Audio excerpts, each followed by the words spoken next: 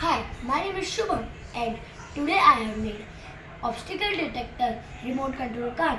In this I have used controller and IR sensor and other models to make it.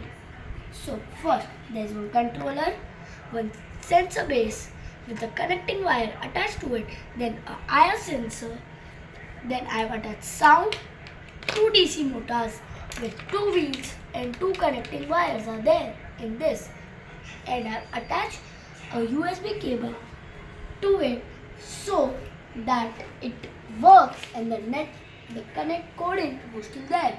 So let's start the coding. First connect Arduino. It's connected. So hmm,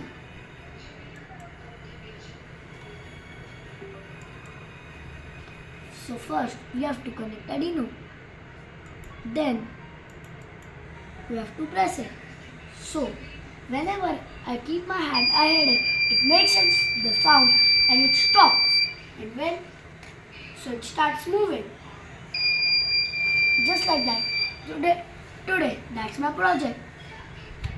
Thank you.